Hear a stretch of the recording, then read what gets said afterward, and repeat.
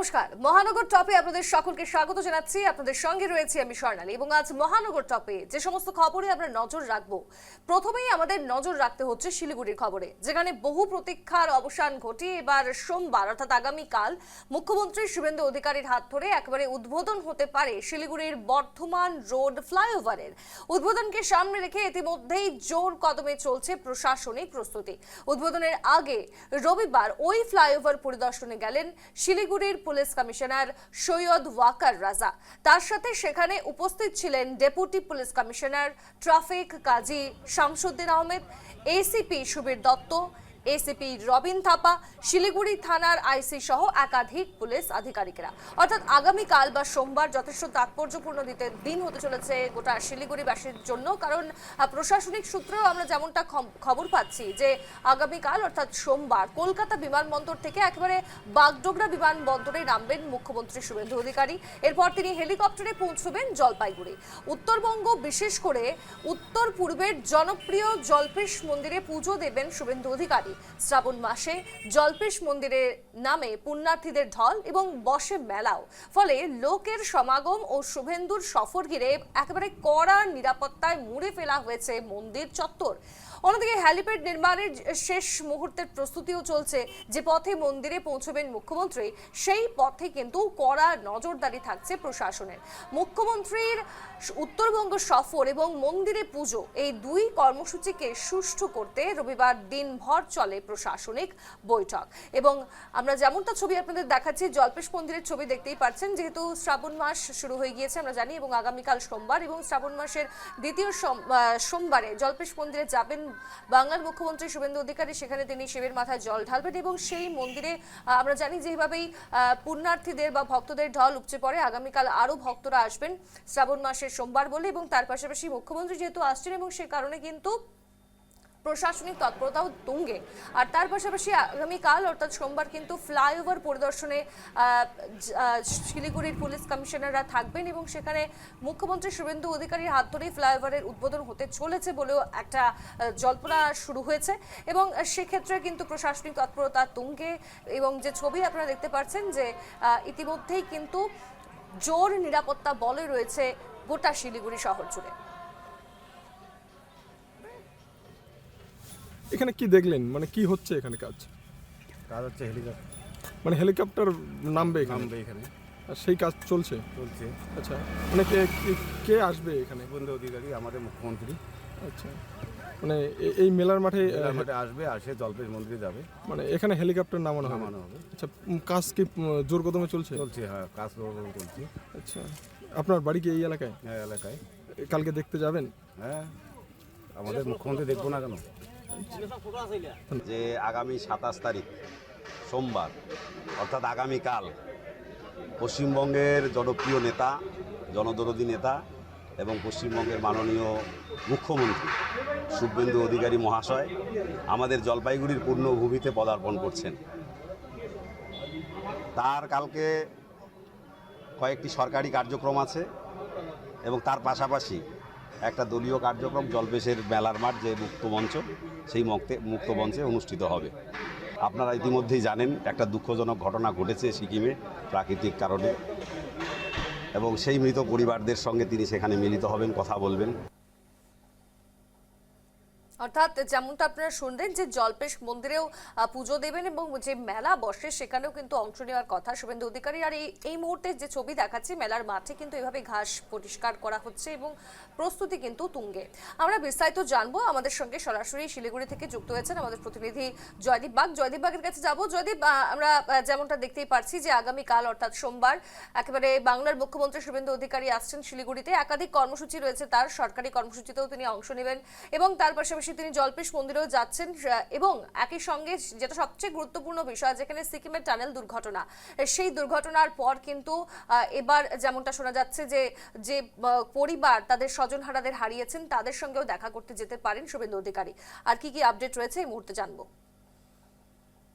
দেখো, একদমই তাই। আগামীকালই কিন্তু এসে পৌঁছাচ্ছেন বাংলার মুখ্যমন্ত্রী শুভেন্দু অধিকারী। যেটা জানা যাচ্ছে তিনি বাগডোগরা বিমানবন্দরে নামবেন এবং সেখান থেকে সরাসরি হেলিকপ্টারে, যদি আবহাওয়া ভালো থাকে, হেলিকপ্টারে করে তিনি পৌঁছে যাবেন জল্পেশ মন্দিরে। এবং তারপরেই জেলা প্রশাসনিক কার্যালয়ে একটি বৈঠক করতে পারেন। এছাড়াও দেখো কয়েকদিন আগে দক্ষিণ সিকিমের যে নামচির কাছে যে টানেলের দুর্ঘটনা, সেখানে জলপাইগুড়ি জেলার নাগরাকাটা ব্লকের বেশ কয়েকজন শ্রমিক প্রাণ হারান এবং সেই পরিবারের সাথে দেখা করার কথা রয়েছে এবং তাদের সমবেদনা জানানোর কথা রয়েছে মুখ্যমন্ত্রী। এছাড়াও দেখো আরো একটি বিষয় যেটা উল্লেখযোগ্য, যে গত 8 বছর ধরে শিলিগুড়ির যে বর্ধমান রোডের ওপর যে নবনির্মিত ফ্লাইওভার রয়েছে, সেই ফ্লাইওভারের কালকে কিন্তু উদ্বোধন হতে পারে।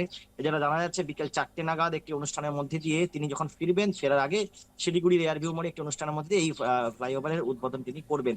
মুখ্যমন্ত্রীর সফর ঘিরে ইতিমধ্যে জোর কদমে প্রস্তুতি শুরু হয়েছে দুটো জেলাতেই। একদিকে যেমন শিলিগুড়িতে জোর কদমে প্রস্তুতি শুরু হয়ে গেছে, তেমনি জলপাইগুড়িতেও জোর কদমে প্রস্তুতি শুরু হয়ে গিয়েছে। যেহেতু আগামীকাল জল্পেশ মন্দিরে আসবেন, জল্পেশ মন্দির উত্তর পূর্ব ভারতের অন্যতম একটি জনপ্রিয় শিব মন্দির এবং প্রতি বছর শ্রাবণ মাসে লক্ষ লক্ষ পুণ্যার্থীর ভিড় জমে প্রতি সোমবারে এখানে, এবং বিভিন্ন জায়গা থেকে মানুষ জল ঢালতে আসেন ভক্তরা। এবং আগামীকাল যেটা জানা যাচ্ছে মুখ্যমন্ত্রী আসবেন সেখানে এবং যাবেন মন্দিরে, সেখানে গিয়ে তিনি পুজো করবেন। এবার ছাড়া আজ সকাল থেকেই কিন্তু মন্দিরের যে যারা কমিটি রয়েছে তারা এবং পুলিশ প্রশাসনের আধিকারিক তারা বিভিন্ন বিষয়ে বৈঠক করেন নিরাপত্তা নিয়ে। এবং আগামীকালের মুখ্যমন্ত্রীর যে সফর, সেই সফর গিয়ে কিন্তু জোর কদমে দুটো জেলাতেই নিরাপত্তা কিন্তু আটশোটা করা হয়েছে। সব মিলিয়ে এখন কিন্তু দেখো মুখ্যমন্ত্রী যে সফর, সেই সফর কিন্তু জোর কদমে যে নিরাপত্তা যেমন রয়েছে, জোর কদমে প্রশাসনিক এবং পুলিশ প্রশাসনের যে তৎপরতা তা কিন্তু একেবারে তুঙ্গে রয়েছে। একদমই তাই। আরো একটা বিষয় জয়দীপ, আমরা জানি কয়েকদিন আগে কিন্তু শিলিগুড়ি সফরে বা উত্তরবঙ্গ সফরে এসেছিলেন বাংলা স্বরাষ্ট্রমন্ত্রী অমিত শাহ, এবং তখন কিন্তু আমরা দেখেছিলাম যে শুভেন্দু অধিকারীও ছিলেন তার সঙ্গে এবং বিভিন্ন বিষয় নিয়ে আলোচনা হয়েছে। বিশেষ করে যে বর্ডার এলাকাগুলো রয়েছে, যেখানে ভারত বাংলাদেশ সীমান্তবর্তী এলাকাগুলিতে যেন আরো সতর্কতা বাড়ানো হয়, কড়া নজর রাখা হয়, সেদিকেও কিন্তু তা নিয়ে কিন্তু আলোচনা হয়েছে আমরা জানি বিএসএফ এর সঙ্গে। তো সেই মিটিং এর পর বা সেই বৈঠকের পর আবারও শুভেন্দু অধিকারী বলা যেতে পারে এক সপ্তাহের মাথায় আবারও তিনি আসছেন। আর তার পাশাপাশি এইবারের সফর কতটা তাৎপর্যপূর্ণ বলে মনে করতে পারছো এই মুহূর্তে? দেখো যথেষ্ট তাৎপর্যপূর্ণ রয়েছে মুখ্যমন্ত্রীর এবারের জলপাইগুড়ি সফর। একদিকে যেমন তাৎপর্য রয়েছে, তিনি গুরুত্বপূর্ণ রয়েছে, কারণ দেখো সম্প্রতি যেটা বলছিলাম এর আগে, যে টানেল দুর্ঘটনায় যারা মারা গেলেন তাদের পরিবারের সাথে দেখা করার কথা রয়েছেন মুখ্যমন্ত্রী। এবং পাশাপাশি যেহেতু এর আগের সপ্তাহে তিনি আসার কথা ছিল জল্পেশ মন্দিরে, এবং জল্পেশ মন্দিরে যেটা হেলিকপ্টারে করে ফুল ছড়ানোর কথাও ছিল, যদিও সেগুলি পরবর্তীতে বাতিল হয়ে যায়। তাই আগামীকাল সেই মন্দিরে যেমন পুজো দিতে পারেন, তেমনি উপর থেকে কিন্তু ফুলও ছড়ানো হতে পারে বলে প্রাথমিকভাবে মনে করা হচ্ছে। সব মিলিয়ে যেটা বলা যাচ্ছে যে মুখ্যমন্ত্রী এবারের সফর বেশ গুরুত্বপূর্ণ রয়েছে। বেশ, ধন্যবাদ জানাচ্ছি তোমায় জয়দীপ। এই মুহূর্তে অর্থাৎ যেমনটা আপনারা শুনতেই পারলেন, এই মুহূর্তে যে যথেষ্ট তাৎপর্যপূর্ণ আগামীকালের এই সফর, শুভেন্দু অধিকারীর এই সফর যথেষ্ট তাৎপর্যপূর্ণ, কারণ শিলিগুড়ির যে ফ্লাইওভার, সেই ফ্লাইওভারের উদ্বোধনের কাজে আসতে চলেছেন শুভেন্দু অধিকারী। বহু প্রতীক্ষার অবসান এবং শিলিগুড়িবাসীর যে দীর্ঘদিনের সমস্যা, সেই সমস্যার সমাধান হতে চলেছে খুব শীঘ্রই। এবং জলপেশ মন্দিরেও তিনি পুজো দেবেন, যেহেতু শ্রাবণের দ্বিতীয় সোমবার, এবং তা নিয়েও কিন্তু জোর তৎপরতা চলছে এবং প্রশাসনিক ভাবেও কিন্তু যথেষ্ট তৎপর সকলেই। এবং আরও একটা গুরুত্বপূর্ণ বিষয় হচ্ছে, যেখানে সিকিমের টানেল বিপর্যয়, যারা প্রাণ হারিয়েছে, যারা নিজেদের পরিবারের লোকজনদের হারিয়েছেন শ্রমিক দুর্ঘটনা, এবং তাদের সঙ্গেও কিন্তু দেখা করার কথা রয়েছে শুভেন্দু অধিকারীর। এখন নজর রাখতে হবে আগামী দিনের।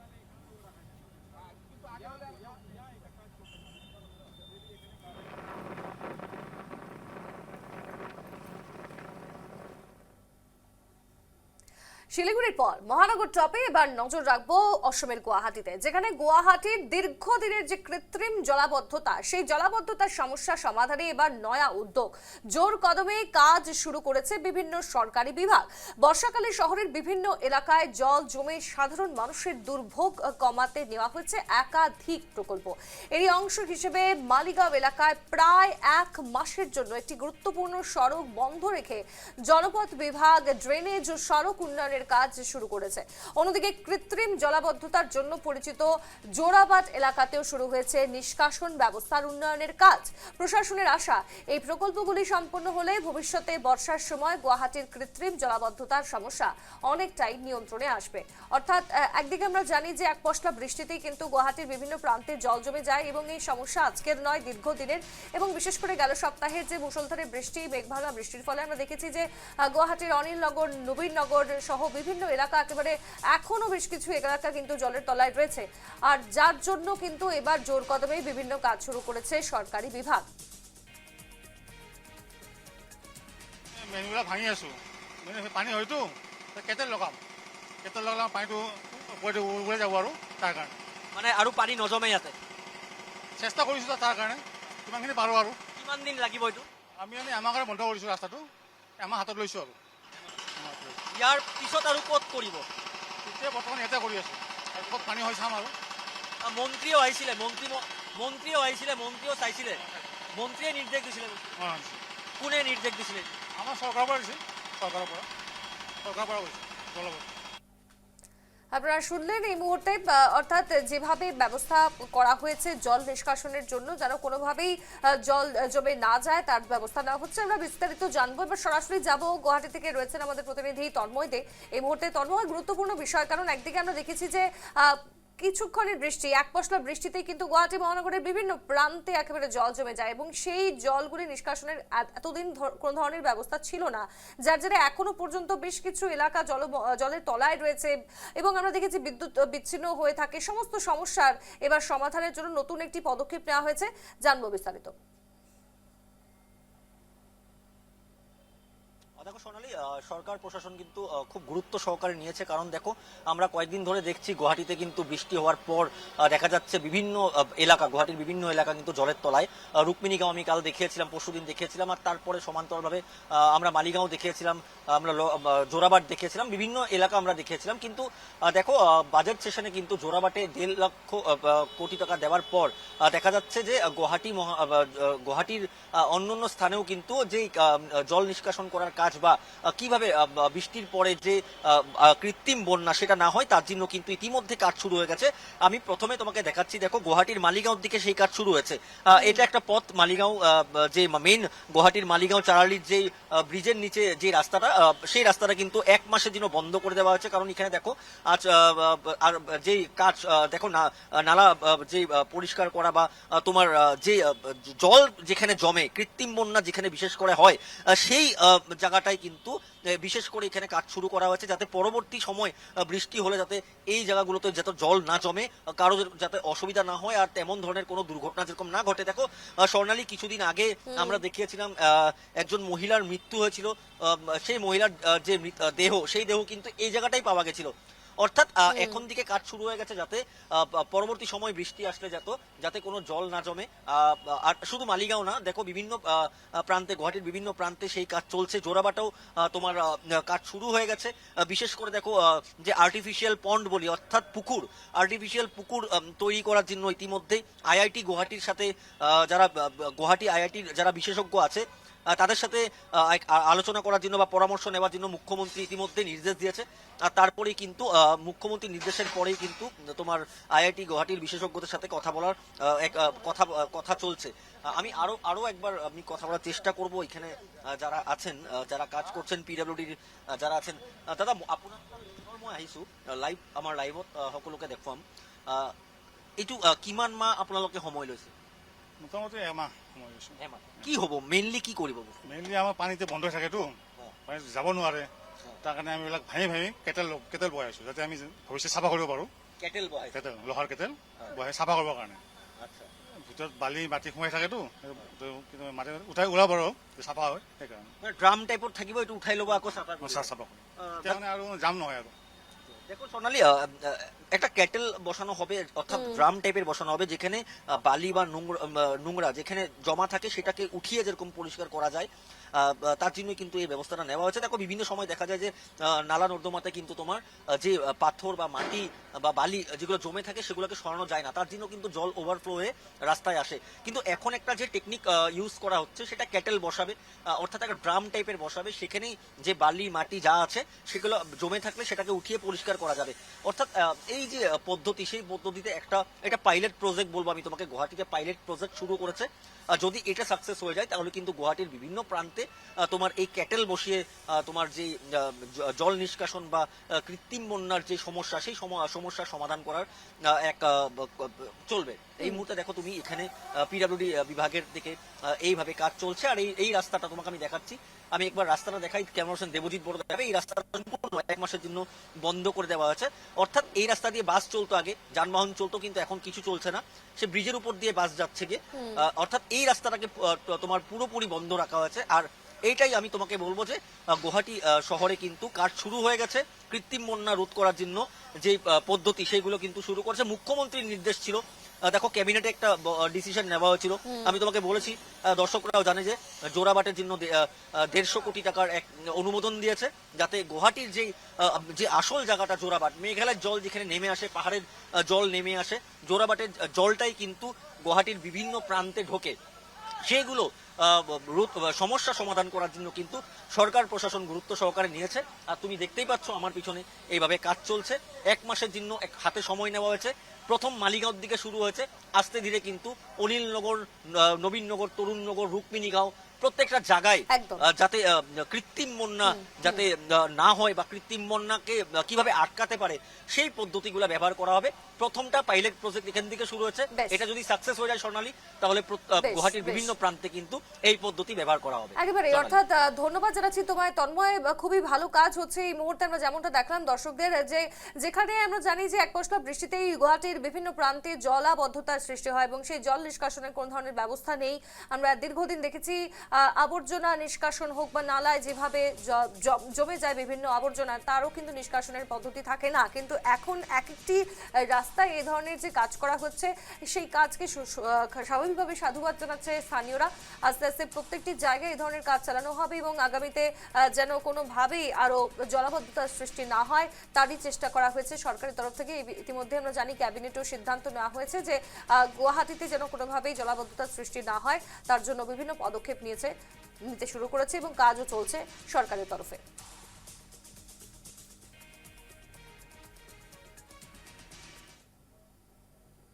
মহানগর টপের সময় একটা ছোট্ট বিরতির, ফিরছি বিরতির পর। ফিরে এলাম মহানগর টপে এবং এবার নজর রাখতে হবে বরাকের শিলচরের দিকে, যেখানে কাছাড়ের উদারবন্দ বিধানসভা এলাকার পানগ্রামের কেডি রড ইন্ডাস্ট্রিতে ভয়াবহ বিস্ফোরণের ঘটনা ঘটে। এলপিজি সিলিন্ডার বিস্ফোরণে একেবারে 4 শ্রমিকের মর্মান্তিক মৃত্যু। বিস্ফোরণ এতটাই শক্তিশালী ছিল যে তার বিকট শব্দে গোটা এলাকা কেঁপে ওঠে এবং কারখানা চত্বরে তীব্র আতঙ্ক ছড়িয়ে পড়ে। এই দুর্ঘটনায় কারখানায় কর্মরত আরো একাধিক শ্রমিক গুরুতরভাবে জখম হন। স্থানীয় বাসিন্দা ও পুলিশ দ্রুত উদ্ধার কাজ শুরু করে এবং আহতদের শিলচর মেডিকেল কলেজ ও হাসপাতালে ভর্তি করে। আহতদের মধ্যে বেশ কয়েকজনের অবস্থা আশঙ্কাজনক এবং ঘটনার পর এলাকা জুড়ে তীব্র চাঞ্চল্যের সৃষ্টি হয়েছে। খবর পেয়ে কাছাড়ের সিনিয়র পুলিশ সুপার ও অতিরিক্ত পুলিশ সুপারের নেতৃত্বে বিশাল পুলিশ বাহিনী ঘটনাস্থলে পৌঁছায়। পুলিশ নিহতদের মরদেহ উদ্ধার করে ময়নাতদন্তের জন্য পাঠায়। দুর্ঘটনার প্রকৃত কারণ জানতে পূর্ণাঙ্গ তদন্ত শুরু করেছে পুলিশ। অত্যন্ত মর্মান্তিক এই দৃশ্য আপনাদের দেখাচ্ছি। সিলিন্ডার বিস্ফোরণে মৃত্যু হলো 4 শ্রমিকের এবং এই ঘটনা ঘটেছে শিলচরে, যেখানে উদারবন্দ বিধানসভা এলাকার পানগ্রাম এলাকার এই ঘটনা একেবারে শোকের ছায়া নেমে এসেছে। কেডি রড ইন্ডাস্ট্রি যেখানে ভয়াবহ বিস্ফোরণ ঘটে এবং ঘটনাস্থলেই মৃত্যু হয় 4 শ্রমিকের। তারপরে কিন্তু পরিস্থিতি উত্তপ্ত হয়ে ওঠে গোটা এলাকায় এবং বিস্ফোরণের শব্দটা এতটাই ভয়ঙ্কর ছিল এবং এতটাই শক্তিশালী ছিল যে তার বিকট শব্দে কিন্তু গোটা এলাকাও কেঁপে ওঠে। আমরা শোনাবো আপনাদেরকে এবং ঘটনাস্থলে যাওয়ার পর কি বলেছেন মন্ত্রী কৌশিক রায়। এখানে উদ্ধারবন্দের যে লাডি স্টিলের সকাল 11:03 একটা ব্লাস্ট হয়েছে এবং এই ঘটনায় 3 জন লোক নিহত হয়েছে। তো 4 জন লোক এটাতে মৃত্যু হয়েছে। এখন 4টা ডেড বডি আমাদের শিলচর মেডিকেল কলেজ হাসপাতালে ময়নাতদন্তের জন্য পাঠিয়ে দেওয়া হয়েছে। খুব তাড়াতাড়ি সেটা আজকেই বিকালের মধ্যে আসবে, যাতে আমরা পরিবারকে সেটা ফিরিয়ে দিতে পারি। বিস্তারিতভাবে যাতে একটা ইনকোয়ারি হয়, এই জন্য আমরা জেলা আয়ুক্ত মহাশয় একটা ম্যাজিস্ট্রেটের ইনকোয়ারিও উনি দিচ্ছেন। অ্যাসিস্ট্যান্ট লেবার কমিশনারের মাধ্যম থেকে উনিও একটা ইনকোয়ারি করবেন যে এখানে লেবার সেফটি সিকিউরিটির কী ছিল। এফএসএল টিম একটা গুয়াহাটি থেকে আসছে, কি কেমিক্যাল ছিল, কিসের জন্য ব্লাস্ট হয়েছে, তারাও যাতে ইনকোয়ারি করতে পারে। মুখ্যমন্ত্রী মহাশয় সরকারিভাবে নিহতদের পরিবারকে 5 লক্ষ টাকা দেওয়ার কথা উনি ইতিমধ্যে ঘোষণা করেছেন। স্থানীয়দের যে দাবি আছে যে আরও কম্পেনসেশন দেওয়ার প্রয়োজন আছে। অর্থাৎ ইতিমধ্যেই আমরা যেমনটা শুনলাম যে মুখ্যমন্ত্রী ইতিমধ্যে ঘোষণা করেছেন স্বজনহারাদের পরিবারের জন্য আর্থিক অনুদান। আমরা বিস্তারিত জানতে সরাসরি যাব শিলচরে। বিক্রম রয়েছে আমাদের সঙ্গে এই মুহূর্তে। বিক্রম, একেবারে মর্মান্তিক দুর্ঘটনা, কিন্তু কিভাবে ঘটলো এই দুর্ঘটনাটি, যেখানে আচমকা এই ভয়াবহ সিলিন্ডার বিস্ফোরণ ঘটেছে, তারপর যাদের মৃত্যু হয়েছে তার পাশাপাশি আরো কি কেউ আহত হয়েছেন এবং তাদের এই মুহূর্তে অবস্থা কিরকম, পরিবার কি জানাচ্ছে?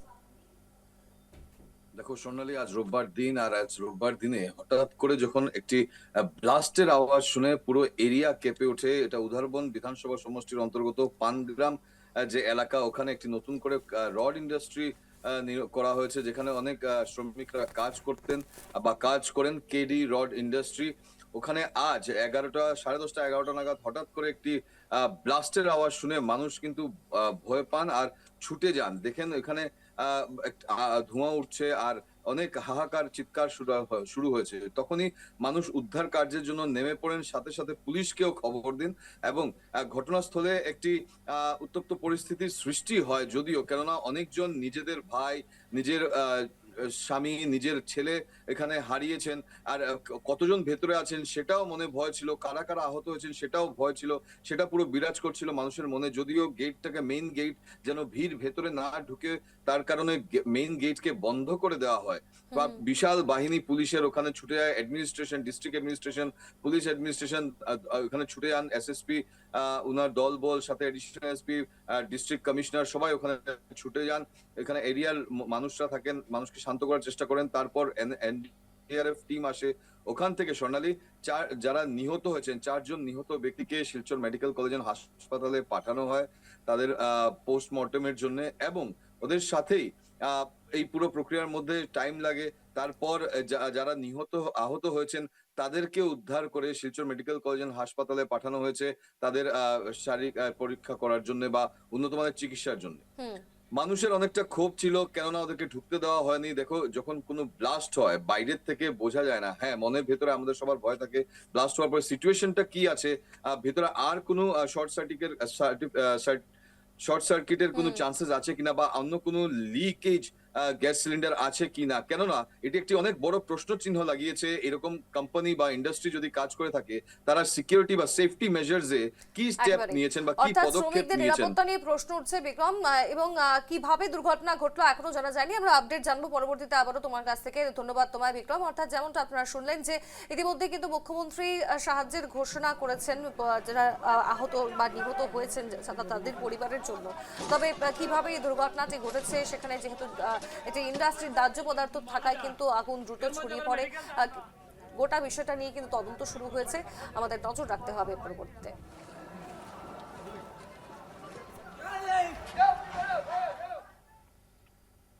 মহানগর টপে এবার নজর রাখবো আগরতলার খবরে, যেখানে ডিজিপি অনুরাগ ধানকারের মৃত্যুর বিচার বিভাগীয় তদন্তের দাবি জানানো হয়েছে। তদন্তের দাবিতে এবার সরব হয়েছে কংগ্রেস। বিশেষ তদন্তকারী দল বা এসআইটির নিরপেক্ষতা নিয়ে প্রশ্ন উঠছে। হাইকোর্টের ভূমিকাতেও হতাশা প্রকাশ সুদীপ রায় বর্মনের। ত্রিপুরার প্রয়াত পুলিশ মহানির্দেশক বা ডিজিপি অনুরাগ ধানকারের অস্বাভাবিক মৃত্যুকে ঘিরে রাজনৈতিক চাপ বাড়ালো প্রদেশ কংগ্রেস। রবিবার সাংবাদিক সম্মেলন করে দলের কেন্দ্রীয় কার্যকরী কমিটির সদস্য তথা বিধায়ক সুদীপ রায় বর্মন তিনি বিচার বিভাগীয় তদন্তের দাবি জানান এবং পশ্চিম ত্রিপুরার পুলিশ সুপারের নেতৃত্বে গঠিত তদন্তকারী দলের মাধ্যমে নিরপেক্ষ তদন্ত সম্ভব নয় অভিযোগ তোলেন কংগ্রেস নেতা।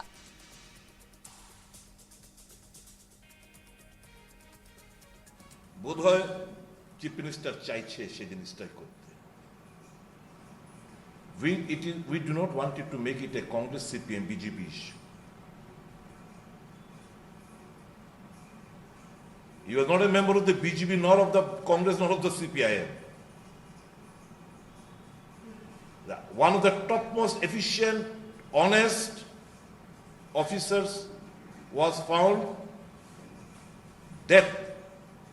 What circumstances, কি কারণে, কি ষড়যন্ত্র, কি হয়েছে না হয়েছে, we don't know anything. एक चीज मेरे को बताओ, वो तो ये अपना कोठी में भी कर सकते थे। वो अगर उनको हैंगी होना है, অর্থাৎ যেমনটা আপনারা শুনলেন যে সুদীপ রায় বর্মন তিনি কিন্তু একাধিক ইস্যুতে সরব হয়েছেন। আমরা বিস্তারিত জানতে সরাসরি যাব আগরতলায়। প্রতিনিধি ভূপাল চক্রবর্তী আমাদের সঙ্গে যুক্ত। ভূপাল, যেখানে আমরা জানি যে এসআইটি নিরপেক্ষতা নিয়ে এবার প্রশ্ন উঠছে যে কিভাবে মৃত্যু হলো, বা যেখানে ডিজিপি অনুরাগ ধানকারের তা নিয়েও একাধিক প্রশ্ন উঠছে, কিন্তু এখনো পর্যন্ত কি কোনো তথ্য উঠে আসছে? দেখো, গত সোমবারে এই ঘটনা ঘটেছিল। নিজের কার্যালয়ে অস্বাভাবিকভাবে মৃত্যু হয়েছিল ত্রিপুরা পুলিশের ডিজিপি অনুরাগ ধানকরের। আজ রবিবার, আগামীকাল 1 সপ্তাহ হবে।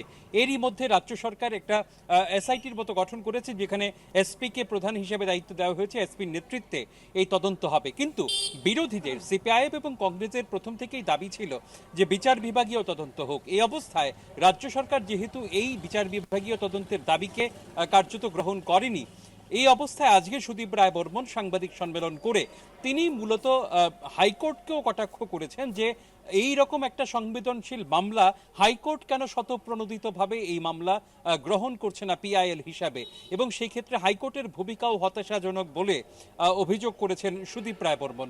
পাশাপাশি তিনি যে কয়েকটা পয়েন্ট উল্লেখ করেছেন, তার মধ্যে অন্যতম হলো যদি এসপি এই মামলার তদন্ত করে তবে সেই ক্ষেত্রে এসপিকে কোনো না কোনোভাবে সরকারের পক্ষ থেকে প্রভাবিত করার সুযোগ রয়েছে, এইরকম বক্তব্য সুদীপ রায় বর্মনের। পাশাপাশি তিনি বলেন যে ফরেন্সিকের যিনি কর্তা ব্যক্তি ছিলেন, সেদিন তিনি সেখানে গিয়ে দেখেছেন যে পুলিশ মহানির্দেশকের শরীর অচেতন অবস্থায় মাটিতে শোয়ানো ছিল।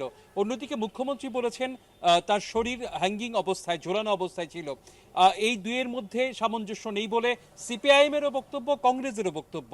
সব মিলিয়ে সিপিআইএম এবং কংগ্রেস তাদের বক্তব্য হচ্ছে ত্রিপুরা হাইকোর্টের নজরদারিতে এই তদন্ত হোক, যাতে করে সাধারণ মানুষের বিশ্বাস বাড়ে এই তদন্তের উপর।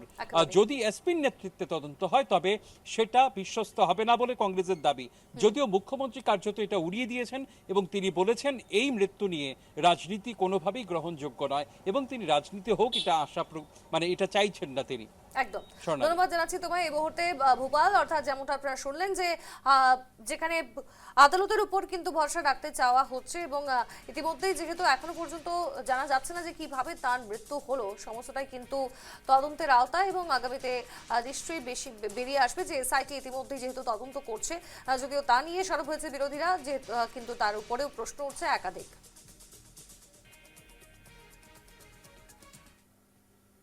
মহানগর টপ আজ এখানে শেষ করছি। একটা ছোট্ট বিরতি, পরবর্তী খবরের জন্য চোখ রাখবেন নিউজ লাইভ বাংলায়।